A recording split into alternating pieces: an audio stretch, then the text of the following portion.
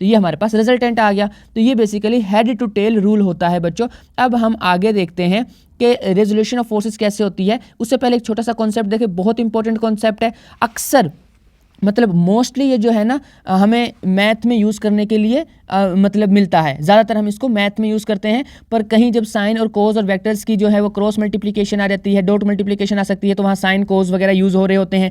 Direction की बात आती है तो टेंजेंट ड्रॉ करते हैं हम, टैन थीटा ले रहे होते हैं, तो इनका यहाँ भी यूज़ है। पर आप इसको एक जो है ना ट्राइएंगल के हिसाब से समझ लें। एक दो मैं आपको बता देता हूँ, उसके बाद आपका जो है ना वो कॉन्सेप्ट इसका नहीं भूलेगा, तो आप कहीं पर भी इन चीज़ों को यूज़ कर सकेंगे। बेसिकली ये जो चीज़ है ये ठीक है। तो ये साइन कोज और टेन वगैरह ये बेसिकली एक ट्राइएंगल से निकल के आते हैं, ट्रिग्नोमेट्री का कॉन्सेप्ट है। और ये साइन कोज और टेन में आपको एक मजेदार बात बताता हूँ, जस्ट सिर्फ और सिर्फ राइट एंगल्ड ट्राइएंगल के लिए अप्लाई होती हैं सारी चीज़ें। यानी कि जो राइट एंगल ट्राइएंगल होती है ना उसके ऊपर साइन कोज और टेन की बातें हम कर सकते हैं, अदरवाइज हम नहीं कर सकते हैं। अगर कोई दूसरी ट्राइएंगल है तो उसके लिए ये बातें ठीक नहीं हैं। उसकी वजह ये है कि हमने, अब आप कहेंगे कि सर सारी की सारी तो राइट एंगल ट्राइंगल नहीं होती है ना, हमारे पास तो कोई 3 टाइप्स हम 9th क्लास में पढ़ते हैं, और अगर ऑक्सफोर्ड सिलेबस है तो 8th क्लास में 6 टाइप्स पढ़ा देते हैं। बड़ी क्लासेस में जाएंगे आप वही 3 को आगे फर्दर डिटेल में बात करेगा वो।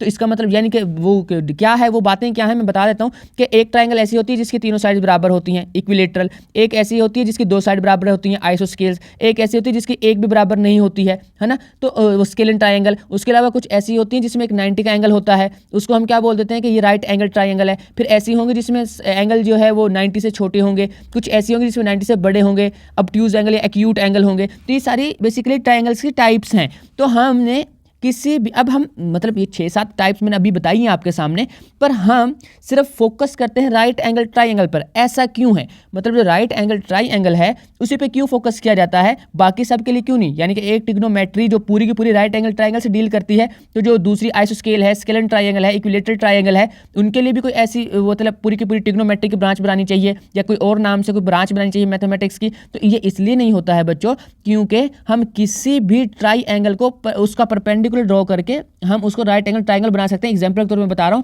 कि ये एक ट्राइंगल है, लेट करते हैं कि ये ऐसे, इसकी एक ये वाली साइड वैसे ट्राइंगल ही है, लेट करने की जरूरत नहीं है, बनी हुई है ट्राइंगल। बस मैं इसके वेक्टर वाली चीजें खत्म कर रहा हूं कि ये एक हमारे पास ट्राइंगल थी।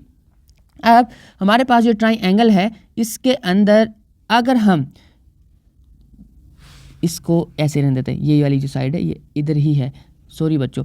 अब हमारे पास जो ये वाली जो साइड थी ये ऐसे ड्रॉ करनी है। अब हम इस ट्राइंगल को अगर राइट एंगल ट्राइंगल में कन्वर्ट करना चाहते हैं तो यहाँ से ऐसे परपेंडिकुलर ड्रॉ कर देंगे, सही है बच्चों। तो ये परपेंडिकुलर ड्रॉ हो जाएगा, तो एक हमारे पास इधर राइट एंगल बन गई, एक हमारे पास इधर राइट एंगल बन गई। इस पर भी साइन कोस टेन लग सकते हैं, इस पर भी साइन कोस टेन लग सकते हैं। तो इसका मतलब ये हुआ कि कोई भी ट्राइंगल जो मर्जी टाइप उसकी हो उसको राइट एंगल ट्राइंगल बनाया जा सकता है। तो इसका मतलब है कि जस्ट राइट एंगल ट्राइंगल के लिए नहीं है ट्रिग्नोमेट्री, बल्कि वो सब के लिए है, क्योंकि सब ट्राइंगल जो है वो राइट एंगल ट्राइंगल बन सकती हैं।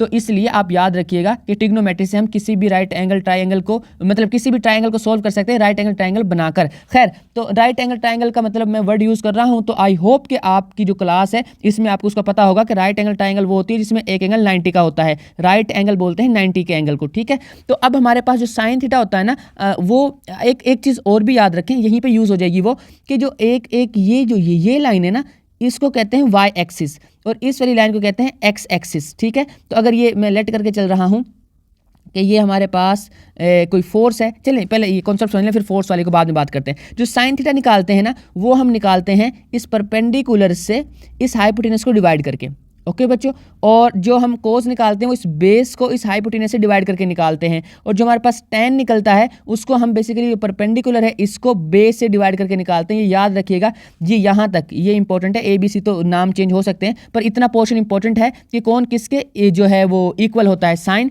परपेंडिकुलर ओवर हाइपोटेनस, कोस ये जो है बेस ओवर हाइपोटेनस, और जो tan है वो परपेंडिकुलर ओवर बेस। आपने ये याद रखना है, ये आगे यूज होंगी, बहुत ज़्यादा यूज होंगी, ये ट्रिग्नोमेट्री में यूज होंगी। और ट्रिग्नोमेट्री आपकी 10th क्लास में भी है, 9th क्लास में भी है, फर्स्ट ईयर में भी है, सेकंड ईयर में भी है। तो आपने टेंशन नहीं लेनी है, बस इसको याद कर लेना। इनकी फर्दर 1-2 ट्रिक्स मैं आगे बता दूंगा इसी लेक्चर के अंदर।